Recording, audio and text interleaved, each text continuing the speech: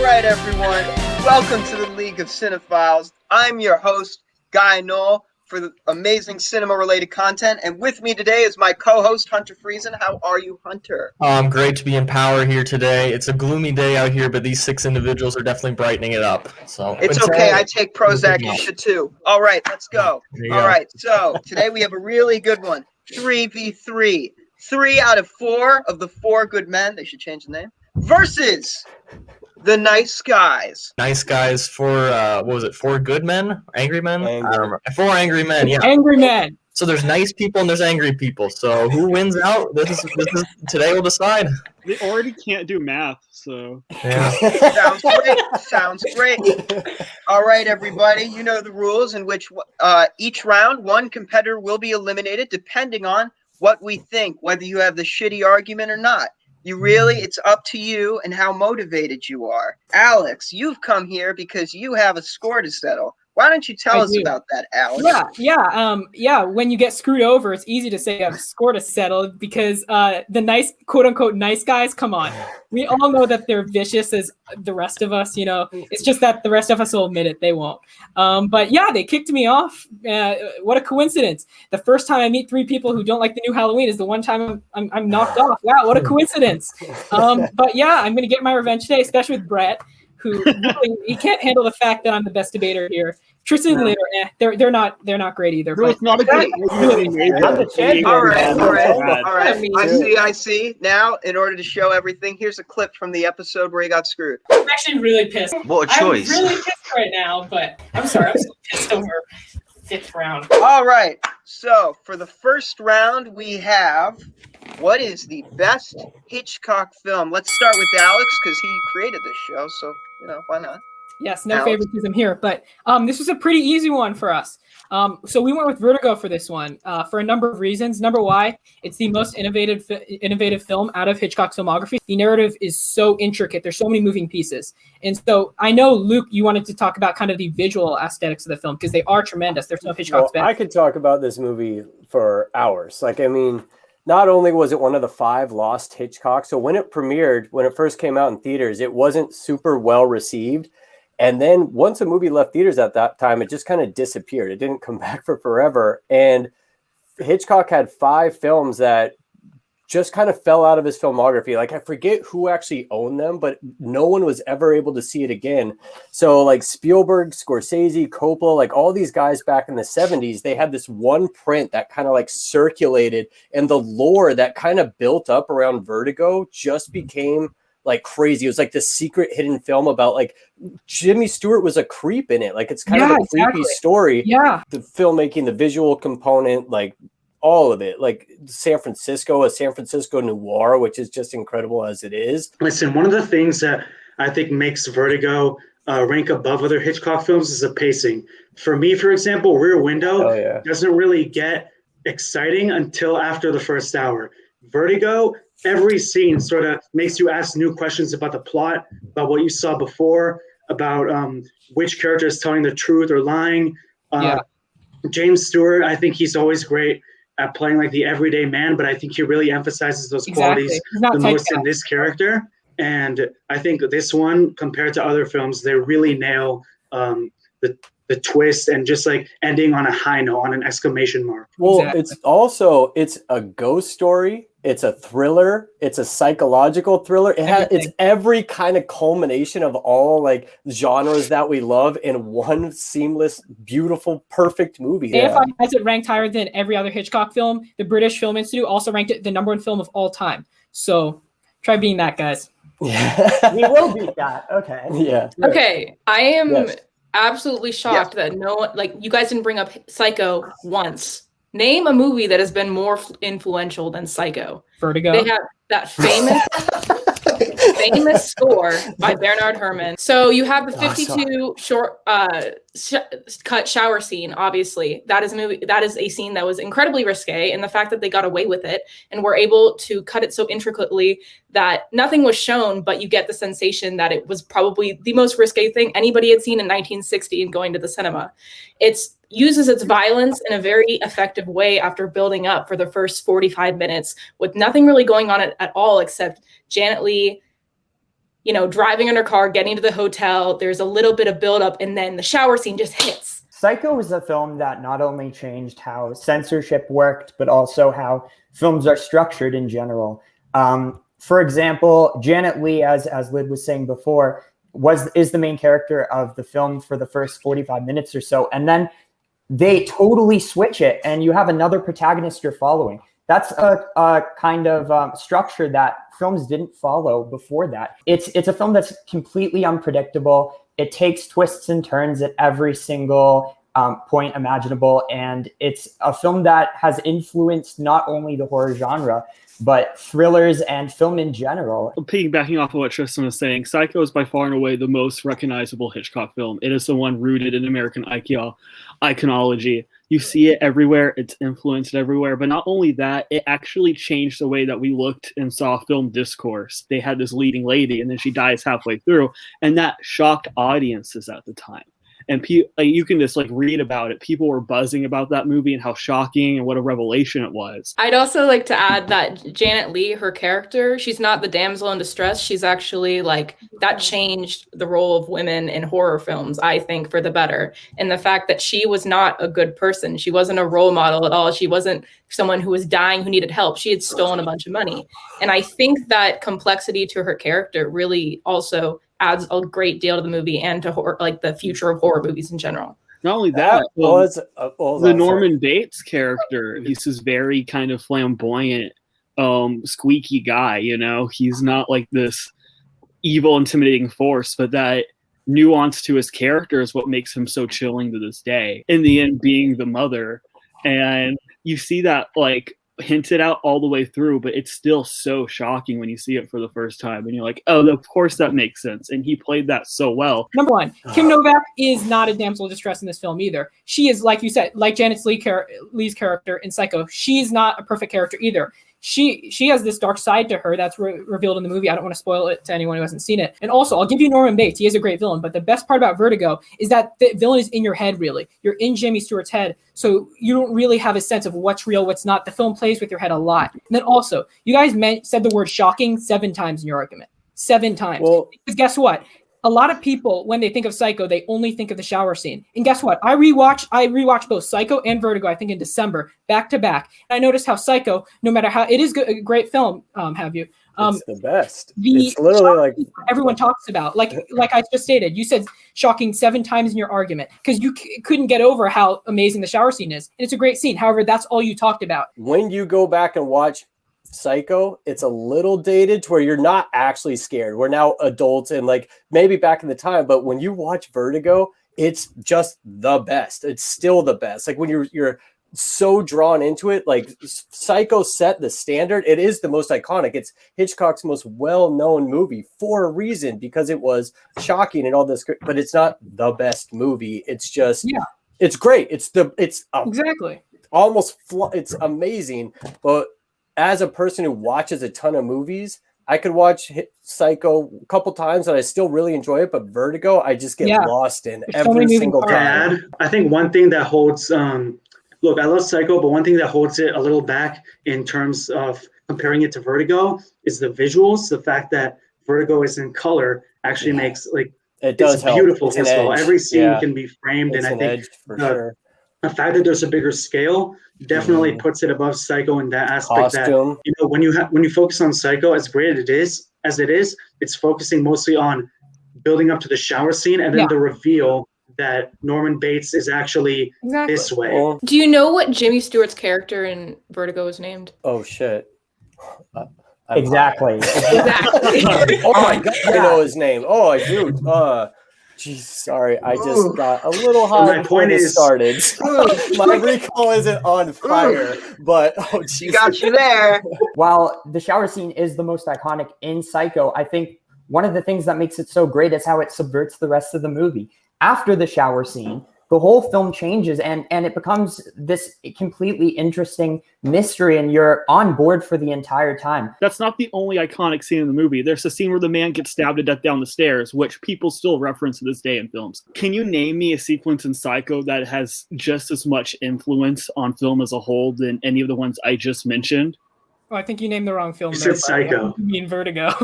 Wait, did I say sorry? Vertigo. Sorry. Wait, you. Well, here's the thing. Put that out. Do you remember any of the protagonists after Janet Leigh dies? Like the fact that James Stewart is the protagonist through the entire film makes the second act or the third act of that movie a lot more compelling than following the protagonist in the second half of Psycho. Wait, so are we talking influence on filmmakers? Because I feel like Vertigo for sure was the most influential. Like David Fincher, all of them basically quoted that it was. Yeah, no, I'm talking about like what. Or are you talking like what they put? Cinema in general.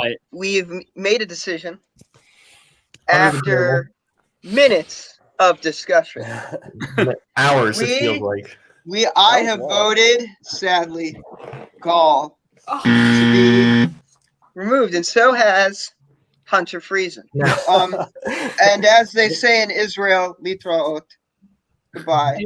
Oh, I saw this coming. I was by far the worst, but it's all good. Dude, it's totally fine. Man. You are good though. I never want people to leave. I just want to still hear what they have to, because it's just the one movie that he might not have loved. I hate when I get less opinions because I like more knowledge. Okay. So all right. Let me say one thing. I like Psycho more than Vertigo. I just wanted to get that out of the way now. Oh, I'm the only one who actually felt this is live. Savages. For next round, what is the most overrated Best Picture winner? Oh, should I be hosting this now at this point? You know. For this round, we chose 1976, Rocky.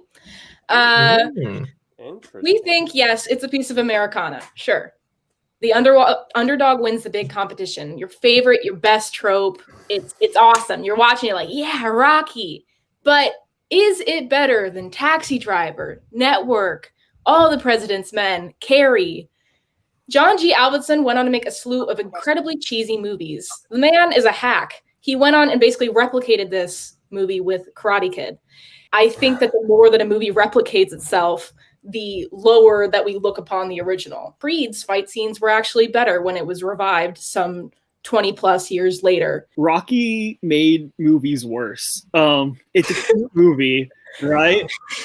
But that movie was so successful and it won the Oscar that became the bait for the next 10 to 15 years. And so all of these cliche tropes that we get, like the underdog down in the dumps, gonna fight and train up and stuff, like it is the 3-act hero structure that we see in every single movie is in Rocky because Rocky was successful. Now, I understand that hero tropes go back to Greek mythology, but I'm talking about specifically how this movie uses, its fighting sequences and its writing and its character development, all of that. You see it all over Marvel, you see it all over superhero movies, you see it all over everything. The people who copy Rocky aren't going to make movies as good as Rocky, and Rocky itself is just a well-executed, bland movie. Rocky, I like. It's an enjoyable film, but it is a prime example of a phenomenon that's big at the time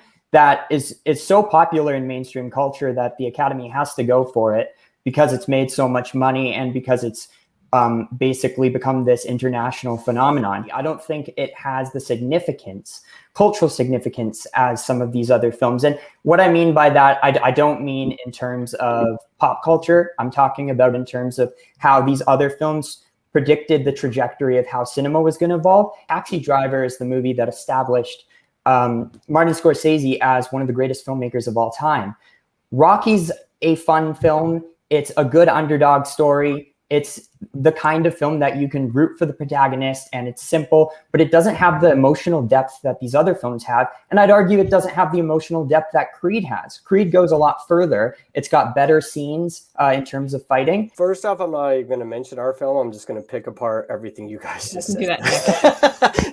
Because Rocky, the reason it's won Best Picture, the movie, it's stereotype, all that stuff, It was Sylvester Stallone. He's like the original, like down and dirty, like for $10 was like making this movie. Like he built it off of nothing. The reason the direction is bad is because he had to get the cheapest possible director he could possibly get. He is the underdog story, and he attached it to this movie, which makes it that incredible. It's unbelievable because wasn't he basically in porn or something before that? Like he was like poor, broke. It was like on his last $50, wrote this story, got it made, and it was an overwhelming positive story, super and that the fact that it won for that is kind of the story behind it almost is just as important as the movie itself. And to say it made movies worse for the next 10 years, the fact that movie could even influence anything for 10 years, if that statement is true, is kind of incredible to begin with. But I don't even know how that's true because Annie Hall, Deer Hunter, Kramer versus Kramer, Amadeus, I don't know how any of those things were set up from Rocky at all. So that argument, I don't even know how to parallel it to anything that's true. So what'd you guys pick for most overrated? Let me just pick apart your argument, then I can pick ours. First of all, you mentioned Taxi Driver, All the President's Men. Last time I checked, this question was what film should have won Best Picture, and what was it, 1976, 1977? That's not the question here. The question is, what's the most overrated? Overrated, yeah. You were just not answering the question correctly. Our pick is going to be Platoon here.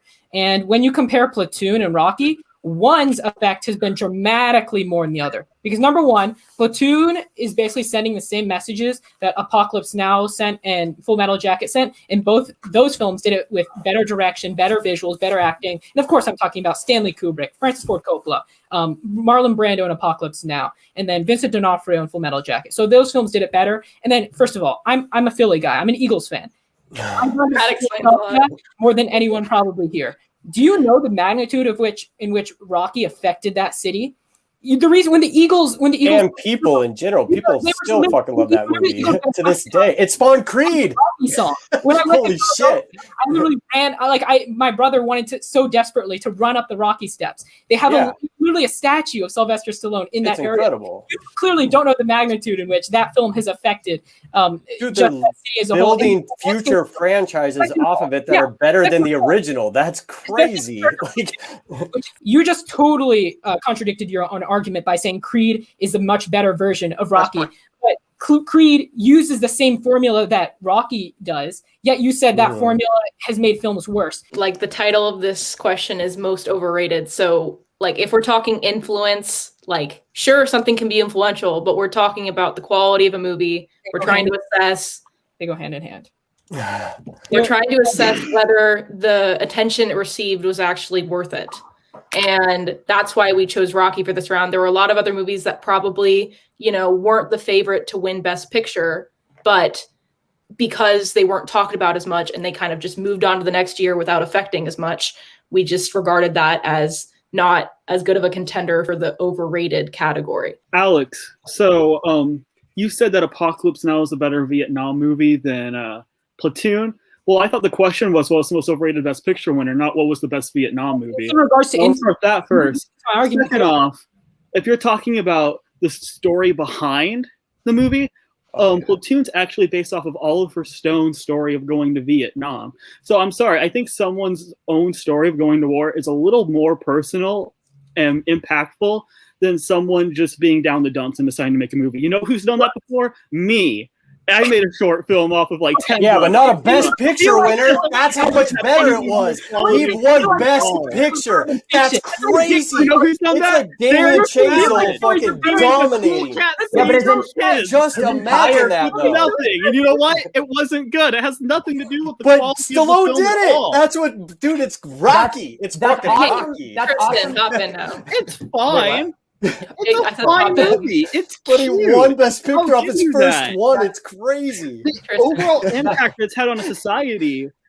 It's great. Positive. It's all positive because it's such a positive movie. But it's such a simple storyline. You know what's had a positive impact? all the Marvel movies. People like those. Exactly. Fun. They're cute. Yeah. You just said you loved Creed, and that movie used the same quote unquote formula. Yeah, but Creed's I got would a like lot more to say depth. that I actually never said that I loved Creed. I didn't. Hold on. Okay, let Tristan talk, guys. I didn't say I loved Creed. I said that it's better than the original because it takes that formula, but inserts a lot more depth into. Well, that's Rocky if you're doesn't not have that making much something depth. better than the original, then it should never be remade. And the fact that's what pisses so many people off is that they remake shit. You're like, fuck. But the fact that Creed kind of did it is awesome. Order in the court. Order in the court. Hunter, have we come to a consensus? Would you like to agree with me on what I think? Yeah. Okay, all right. So. All right. So the argument that we did not favor was Tristan. I apologize. Man. The leader of the faction. We got him. We got him. What I'll say is, I'm sorry, Trivia King. Alex was close on that one. When he went after Oliver Stone and also praised Sylvester Stallone, those two arguments completely contradict each other. Good luck, Flynn and Brett. This is hilarious. This is fun, man. All right. I don't get to do this shit ever. This is amazing. Can I just say I like Creed more than Rocky now? I'm not a fan of Rocky. All right. Well, now, I'm that again. Oh, I love Rocky. Next. I also love Creed. What is the worst of the 2019 Best Picture nominees? All right, let's begin with Alex. Okay, let me just get something on my phone. This will be some good debate because this was a solid year for movies. I typed in the title Little Women. Look how many results come up for Little Women. So we have 1, 2, 3, 4. Let me just count for you guys. 1, 2, 3, 4, 5, 6, 7, 8, 9. 9 results for Little Women. Yet it gets nominated for Best Picture for basically being the same movie as those 8 other films. Oh my god! Nominated 8 other times. In Little Women, again, it's a classic Oscar bait film. What happened? It's a classic Oscar bait film. Maybe the worst thing I've ever heard. Timothy Chalamet is also really annoying in it, but I'll get to that in a sec. Wait, who's annoying in it? Timothy Chalamet. But let me argue. Let's just say you guys can talk when it's your turn. However, like I stated, it's been remade so many times. The story isn't anything special. It's a very Oscar baity film. You know, you have the pure piece setting, you have the costumes, you have the storyline, and it's just really not a very influential film. When I look at, like, I can see so many people remembering Joker, The Irishman, Parasite. So I mean, Little Women, again, it's been remade so many times, and people are also going to remember. I feel like people are going to remember this one as much as the '94 version, or I believe it's a '33 version with Katharine Hepburn. 2019 was one of my favorite years in movies in so long. You get to Little Women, and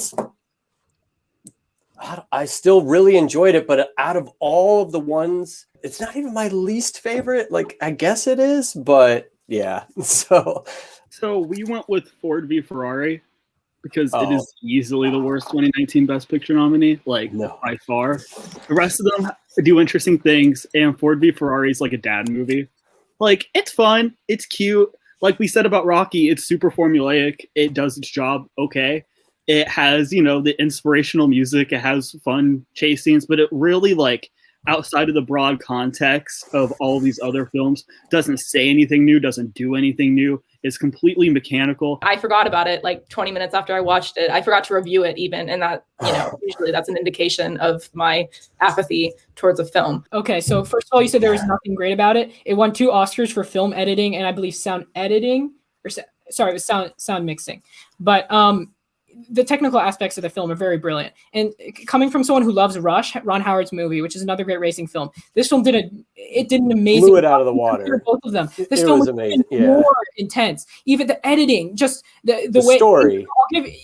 Yeah, exactly. Dude, I almost cried at the end of Ford versus Ferrari. Like, that movie fucked me up. It's a remake of a remake of a remake. It's like A Star Is Born. If that gets with that one Best Picture, I'm like, all right, it's already won Best Picture almost twice. The fact that Greta Gerwig got so much attention for this, I think, is particularly special because she rearranged the chronology of this movie. I read the book a week before I watched it, and seeing these characters and the fact that they made the parallels from past to future with Joe's character and Meg's character, and seeing how they lined up so beautifully, I think that This Little Woman was a particularly creative take in the fact that it plays with the ending. It's a very feminist take on the ending, whereas you're seeing that Joe didn't actually end up with the man. It's a complete transversal of everything that had gone on to the previous versions, because Louisa May Alcott, you know, she had written the book. I think the point was with changing that ending was that she was kind of forced to write in a love story. So it didn't seem like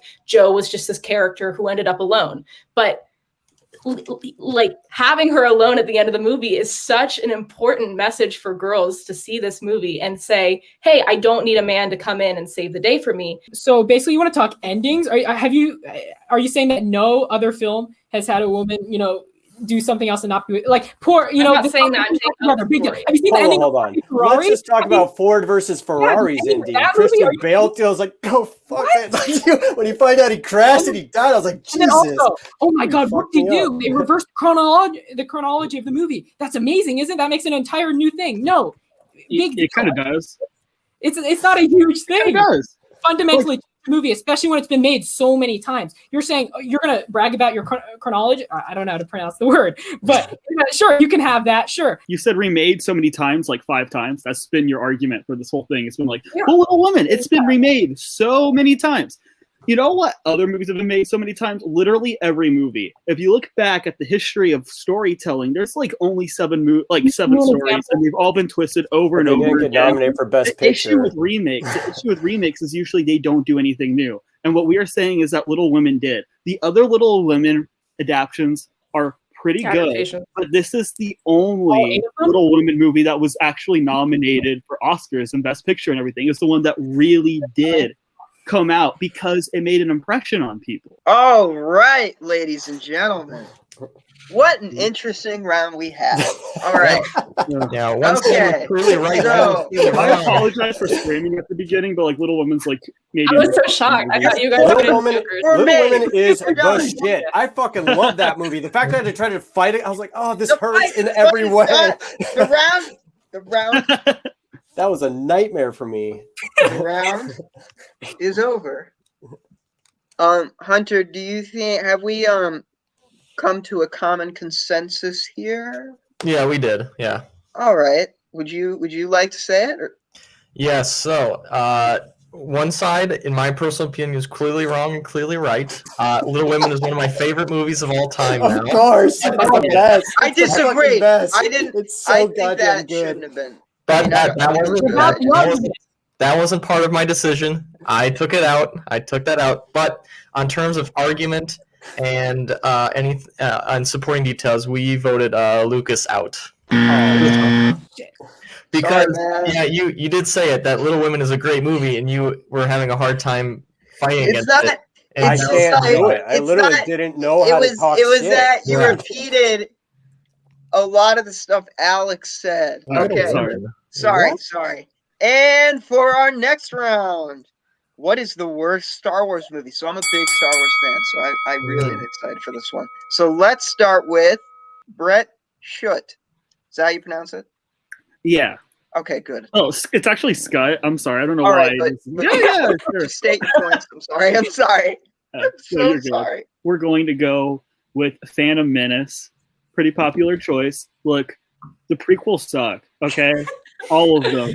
They are some of the most like atrocity-ridden, barren, soulless, lifeless blockbuster movies ever made, and they ruined popular movies for like 10 years. Phantom Menace is by far and away the most obnoxious one. We get this whiny kid being Anakin. It's like very like Disney cloying-ish, but like not in a good way at all. And then you've got freaking Jar Jar Binks, who is maybe the worst character in cinema history. Yeah, well, for one, the CGI really takes away the charm of a lot of the practical like effects that they had used in the original movies. That is one major thing that watching the movie made me feel so alienated. I felt like I was watching a bunch, like some like 3 actors interact with a bunch of like, it was obviously green screen. And especially the fact that there's a kid actor working there, and already being a kid actor is kind of like putting a kid actor in a movie is a risk, but putting a kid actor in a movie where they're forced to interact with non-practical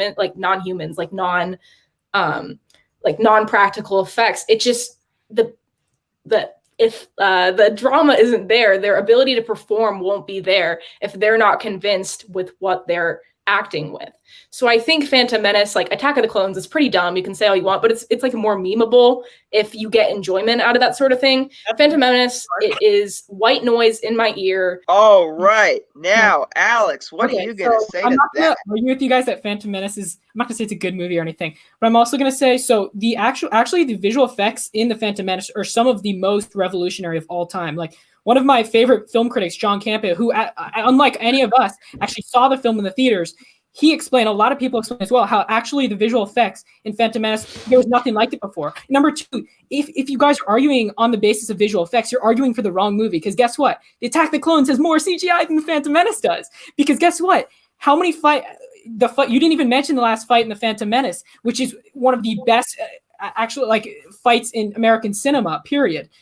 No matter Star Wars or not Star Wars, the actual fight choreography is amazing. If you look at the behind the scenes videos of how Ray Park, Ewan McGregor, and Liam Neeson prepared for that fight alone makes it makes the film much better. It's not a good film, obviously, but it makes it better than Attack of the Clones, because there's no the end fight of Attack of the Clones is Yoda versus Count Dooku. Christopher Lee can't do his own choreography, so it was obviously someone else doing it with the CGI Christopher Lee, and Yoda, who you can't even see because he's hopping around everywhere. So, is your choice Attack of the Clones? Yes. Yeah. Okay. Attack of the Clones. And guys, you're arguing for the wrong movie, because Attack of the Clones has more visual effects than the Phantom Menace does, and the visual effects are worse in it, combined with the fact that it has a much worse script. Some lines over here. Everything that Anakin says, the sand line. Lid said it was more memeable, and that makes it better. No, it makes it a lot worse. It's more enjoyable. Damn, it's so rough. Oh, are you kidding me? And then, do you remember the scene of Young Boba Fett? Young Anakin was bad, but Young Boba Fett, honestly, the Attack of the Clones is a really bad movie. Here's my counter argument. You should have chose Attack of the Clones. Here's my counter argument. Natalie Portman. How are we all feeling about this? So Natalie Portman's like, she's in both of them, you know. I know, but briefly in the first one, and also she's like way older than Anakin, so there's like nothing. It's like, you know, who cares? But Natalie Portman gets a bigger role in the second movie, and I think even with the painful writing and with the the visual effects pretty bad in both. At least she's in that movie, and she makes the difference. She adds a little bit of soul to the freaking movie. Like I said, the first one is devoid of soul because it's just Jar Jar, this little kid, and Ewan McGregor trying his best. Both movies are devoid of soul.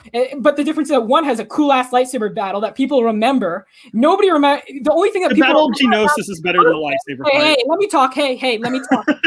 Let me talk. I have some beef with you still.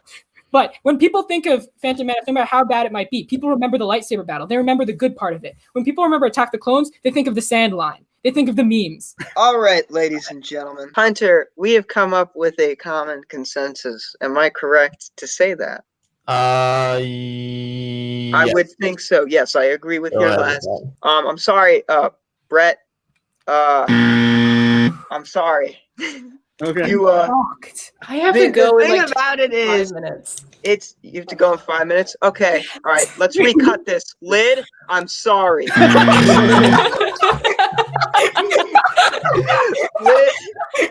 I hope you include that part in. Goodbye, Lid. It's been great. Pleasure. I hope you know I really don't like Star Wars that much. So I was. I would go with Rise of Skywalker, but whatever. Goodbye. Yeah, right. I don't know about that one. All right. Brett, here we are. This is meant to be. Me and you. All right. I'm ready for this.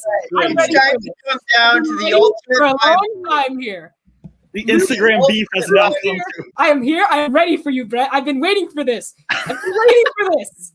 He's been very passionate about this for many nights. So let's begin. Who is the best Batman? And you That's the question? Yeah, who's the best Batman? Are you talking about live action or animated or live action? Kevin Conroy. Just live action, strictly live action. Okay. You get a couple minutes each, so this is a short version. First? Because whoever goes first, Will or Ned? Wait, no, that's all right. Each of you gets a timed. Let's see, Hunter, can you set a timer? Let's say you each get, so each argument was about 3.5 minutes. So you each get 3.5 minutes. You get 2 minutes this one. Oh my god, Jesus Christ. You get 2 minutes, and then we'll get rebuttals, but those will be shorter. But keep it concise here. Yeah. And let's start with Brett, because Alex started last round. Okay. Are we started on time or? Yep. Yes, So let's start you get now. 2 minutes starting now. I'm gonna go with Michael Keaton. So Michael Keaton, I think, is the one who sells the Batman and the Bruce Wayne persona the best. He is obviously kind of like this rough-looking guy whenever he's Batman, but also he's able to play that billionaire really well. I think he's the most humanistic of all the Batman characters, for sure. I think Christian Bale just kind of grunts his way through the movies, but like Michael Keaton, there's real soul and there's real humanity to that character. At the time, people were like, Michael Keaton, he's like the funny guy. How is he going to do that? And he was able to bring his charming personality into it, making Batman the iconic character that he is in that film, but also was able to sell all the superhero stuff that made the film so influential at the time. Then I'll go Christian Bale on this one, obviously. Mostly just because he brings a more humanistic feel to Batman, whereas, Michael Keaton is basically playing Michael Keaton. He's not playing Batman, he's playing a character who likes to dress up as a bat. He's not playing Batman, really. He doesn't feel like a guy who fights crime. And a lot of this is because of limitations of Tim Burton's filmmaking style and the limitations of 1988, where a guy flying around as a bat didn't look as good back then. Whereas in Nolan's universe with Christian Bale, it's a more realistic feel to it. Christian Bale feels more like Bruce Wayne. He feels more like Batman. And when you talk about his relationship with Harvey, his relationship with, Harvey's fiance, I'm forgetting her name, and Maggie Gyllenhaal's character, and his relationship with Joe, Rachel! a lot more fleshed out. He's a lot more of a detective in Nolan's verse. He's a lot more of a smart dude rather than just like a random billionaire guy who's like, I just want to dress as a bat once in a while. Christian Bale feels like Batman because there are no limitations on what he can do, who he can fight, what he can discover in terms of detective side of him. All right. Sorry, Alex, you lost. All right,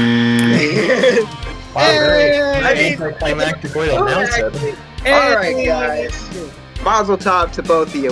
How are you guys feel? What do you guys think? You guys excited? You guys happy you won this? What do you have to say to your opponents? Tell us. Y'all suck. No, I'm just kidding. It was really good fights for all. Yeah, that was honestly so good. That was such a fun round. Alex, it was a good run. We'll still beef on Instagram. I'm down for that. That sounds great. I mean, this rivalry, he's going to get angrier and angrier. Yeah, I'm just saying. Tristan, what do you think of this amazing win, and how do you feel about it? I'm actually glad I got to sit on the sidelines and watch, because it was so entertaining watching Brett and Alex go back and forth. It was such a good round. Last words to Alex and Lucky Boy and Gall. You all know who's the champ now. You all know who's on top, and it's me. Come after me. Okay, in all legitimacy, I thought it was out the first round whenever I accidentally said Psycho instead of Vertigo, so the fact that I won is shocking.